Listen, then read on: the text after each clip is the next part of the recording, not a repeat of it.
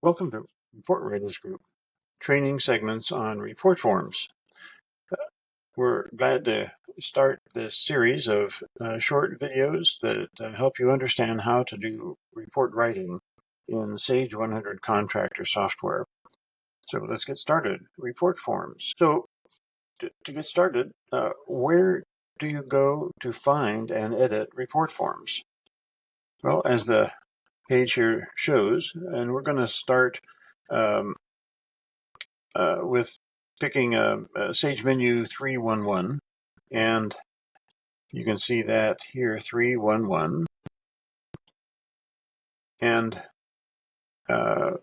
so you go to click on 311,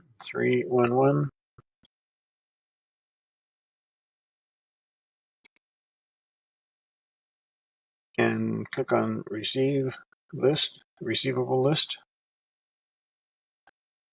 just like it shows here. Okay, so here's 311, and we're going to go with report 01. And as this shows, you go up to the edit, form design, and that takes you right to where you can edit and create your report form. Now let's take a look at the report form structure and layout real quick. We've got the header and the footer and the gray area. In the header, that's a place where information like title and maybe the job name, things like that go. Your company name and logo could also go there.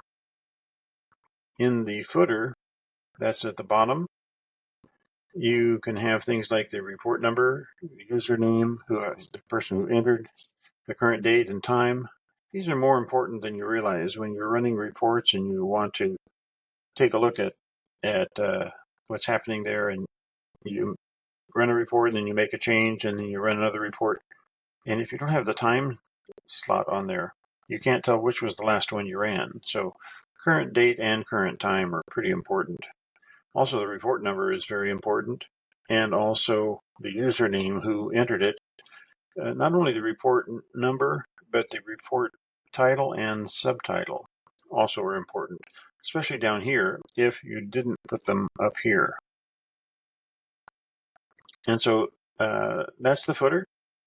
And let's go now to the gray area. And of course, that's this part here. And so the gray area is the area where all the report data goes here in the custom report. So let's back up a bit and talk about the report form. What is the report form? That is the piece of paper, basically, that the report goes on.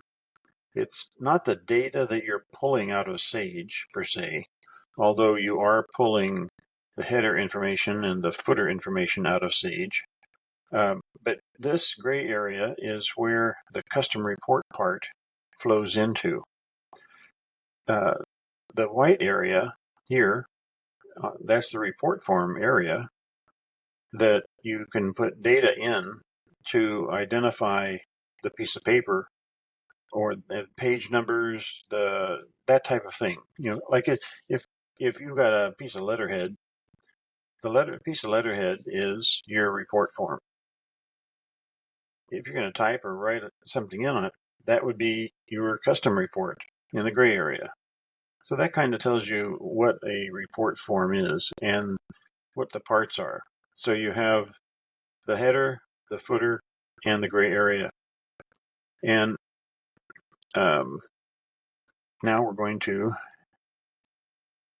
go into the live part of this demo. So we're going to go here, make this bigger. And now, how do you do things in here?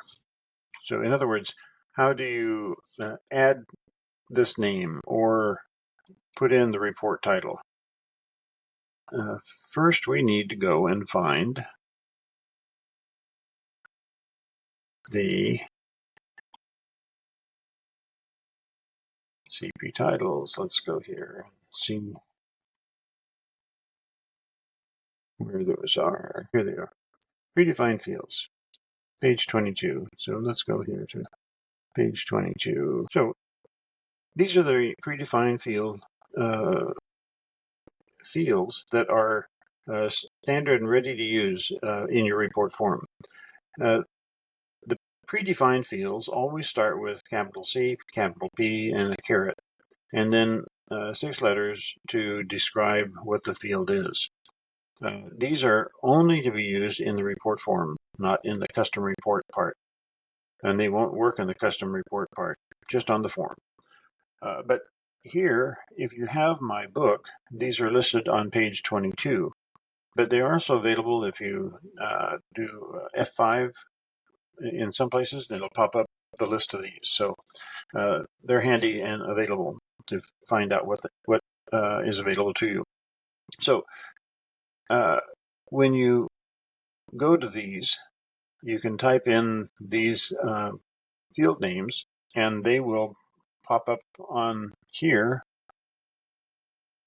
right, like here, and they will bring in the data that the field is meant to bring in. So if I do properties on that, you're just going to see this predefined field, report title. And then this is current date. You can see by the name of it. These are report title. This will be subtitle. The subtitle. And selection criteria. So this will list a part of the selection criteria, or all of it if it's a short list. And this is memo notes. So we will go down to the bottom, take a look at these items, and again, report title, current date. You type in the word page, and then this is the page numbering. And with Sage, it'll go page 1, page 2, page 3, and on the last page, it'll say page 4 of 4. It does not say page 1 of 4, page 2 of 4. Unfortunately, that is a requirement on so many contracts to have it that way, or preferably that way. And then here we have current date and current time.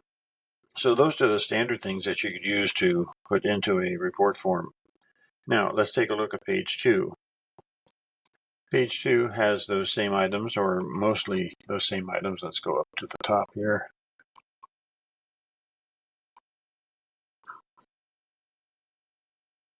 And this will be less info because it's just a continuation page. Page 2, you always have to have page 2. Well, I'll say almost always have to have page 2. And all that does is provide an overflow page for the data in your custom report that flows beyond page 1. Page 2 will provide the overflow for as many pages overflow as is needed. So you only need one page 2 to do this.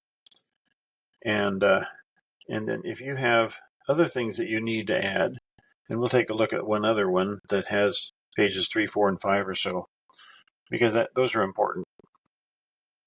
So let's take a look at just adding one of these items. So we'll go back to page 1.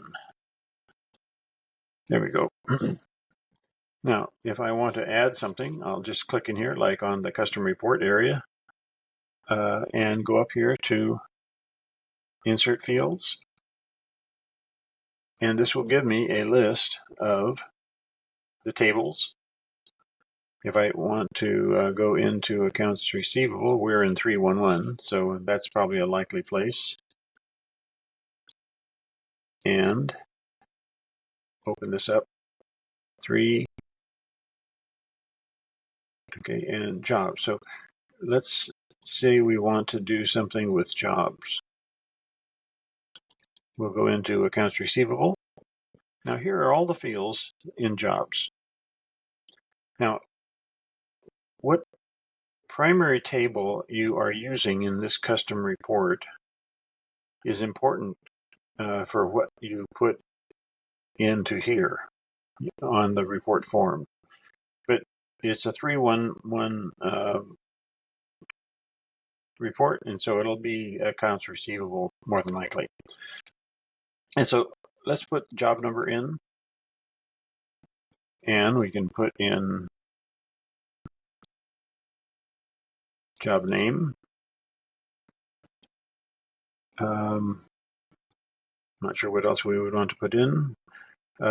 Maybe city and state. We might even want to put contract amount. I don't know if that'll flow in, but we'll see. Now, how do you structure? There are no lines, no band rows like are in the custom report. So you just find a place that works for you. And also, let me mention that this is large type. If it's a longer title name, it's going to stretch out here. There is a tilde. We've talked about that in the other videos and lessons. There's a tilde between the title name and the subtitle name. And the title name could be like trial balance. And then you put a tilde in there, which is the little mark on the top left of your keyboard. It's the little squiggly line. And after that, you can type in the things besides, like trial balance. You might put in cash flow or something like that, whatever else you want to put in. Or maybe the place in the menu, 31102, anyway, the title will go here. Better to have it shorter. But also the company name is lower so that this won't encroach onto this, and this won't encroach onto this if either one of them are long. So that's important. And then you've got the date. You can place these any place you want, but they should be lined up either left justified or right justified. Like here, these are all left justified, and these are right justified. What do I mean by that? Okay, we're going to click on both of these. You see that they're all lined up together here. First of all, I want to make sure that they are right aligned, each field, and then I'll click here and go down to align right, and that lines these up. Now, for instance, if I want to align this together, but onto the, well, let's see, this is really a dollar amount, so that's going to be right, and this is left. We could do this as right, and this one is right.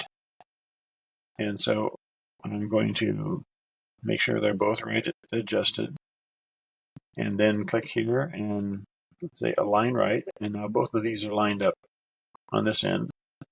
And these two need to be on the same level, and so I'm going to left click, come down here and align top. So these are lined up. Now I can move this up with the arrow, and if I want to, I could say contract amount.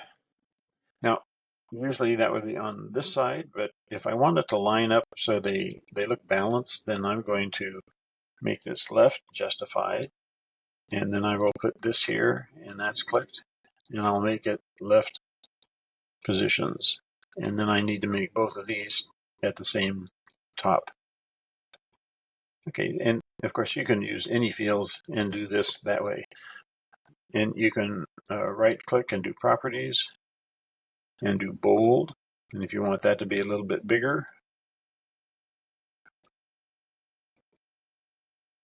and then bold and a little bit bigger. There. Now, why did that do that? Usually it's because something's encroaching on it, although this isn't. Not sure why that, oh, probably because the job number, yes, the job number is very small. Let's give it 12 numbers, just in case, 12 characters. Now that does that. Now we'll bring this back down and bring this back over to left. And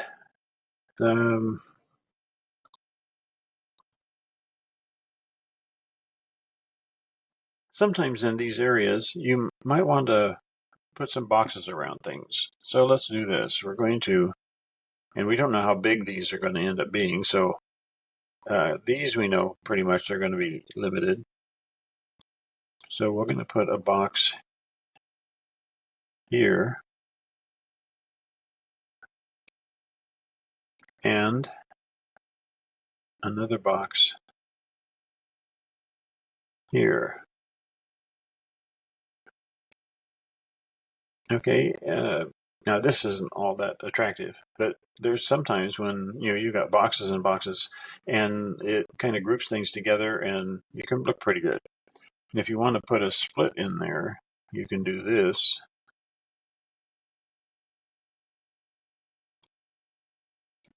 And then do it again here. Let's click on that. And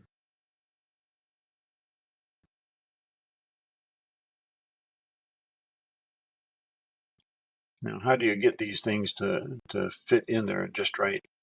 Well, we're going to go to properties. We're going to, in order to click the properties on these things, like boxes and lines, you almost always have to go up to here to select multiple objects. Although you're not selecting multiple objects, you're selecting one, or you could do more. And then right click and go to properties. You have to do this to get to this. Okay, now here you've got the numbers, and these are what help you to get these things to match up exactly where you want them. Okay, so I like to make these things easy for me to calculate. So I do, 5s and 10s. Height, let's do 40, 45. Okay, so now we have the top. That's this line here of the box, the top line. That's 120. The left side is this line. That's 520. The width would be this line. So it's 225 from here. So that's where this one is. And the height is 45. So that's this. And so now, if you can't remember these things, I use Snagit for everything. Snagit is amazing and marvelous, and I could not live without it. And so I'm just going to copy that.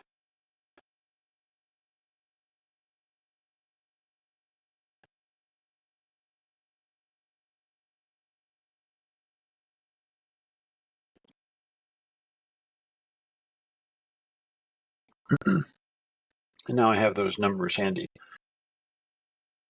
And so I can just slide this down out of the way.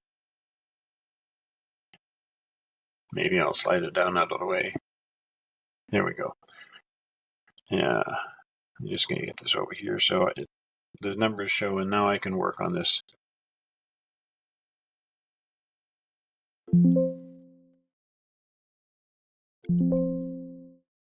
Oh, okay.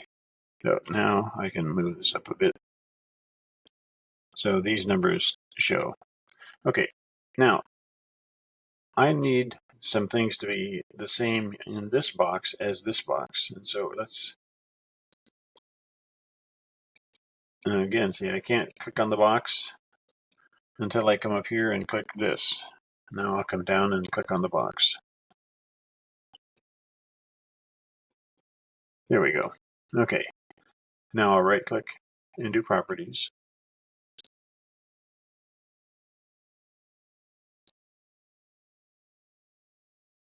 Now, the top, we need the top to be the same as the other one, so we're going to go to 120. See how useful this is down here? And the left is different. The width is different, but the height needs to be 45, like the other one. See, 120 and 45. And now the width can stay what they are, but I like them to be 5s and 10s, so they're easy to add and subtract. So that could be 40. That'll make it a little longer. Okay, now I've clicked those, and now they're touching, and I don't think I want them to touch. So if I move them over, that's going to change the numbering again. So, okay. So let's make this 70. And the width is still 140. Okay, so that's good. Okay, that gives a little bit of break there. Now I've got these lines in the middle. This one looks like it's more centered than this one. So let's see if we can click on that. Let's click here, and now it's sticking out here, so I might be able to click on it there. Yeah, see there? And now that it's highlighted, I'm going to do, nope, I have to do it out here. Left click here. Nope.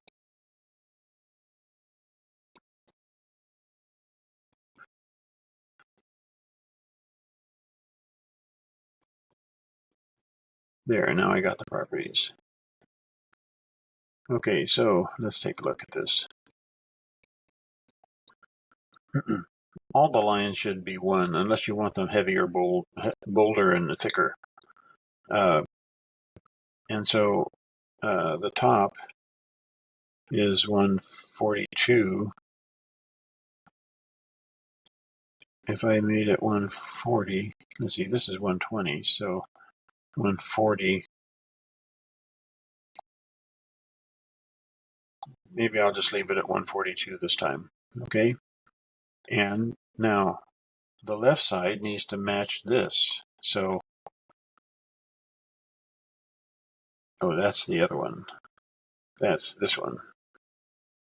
So, what was that?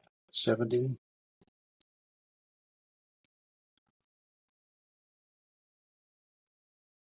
And the width, 140. I'm not sure if that's right. Let's take a look. Yes. Okay. Now, let's do this one. Now, this one, I may have to, because this is inside this, I can't touch that unless, there's a couple things. Unless I move it over a bit, and let me grab this one.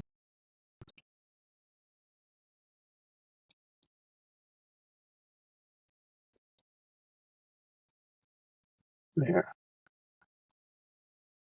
I'm glad you saw this part because that's important for finding or reaching some of these things that are inside other things. Okay, the top was 142 on the other one. 520 is still okay. 219. It wasn't 219, it was 225. See, I'm looking down here. Okay, so that should probably do it. There. Now, this is where we want that edge to be. So if I can click this, and now go to this one, and align left, ta-da, there we go. Okay. So You've seen some of the tricks of the trade, and I think that should do it for this part. Let me take you to a report that has extra pages. Now, I did a separate video on entering in contract type pages. Let's see what that looks like. Okay. Now see, here's some boxes, and that's pretty nice because you've got some color, and it really gives you, your eyes can flow right to what you're looking for. That's the important part of design. And in creating forms and custom reports, all of it fits together to make, I call it a beautiful piece of work. Your eyes flow right to what you need to know, and that's important. It also has a lot to do with your brand and your image as a company. You really want to look professional. This looks good. So this is a great example. I think that'll take care of it for today on this particular topic. So thank you very much. We've talked about report forms and shown you a few things about that, and I think that that's a good head start for you on these. Take care. Thank you very much.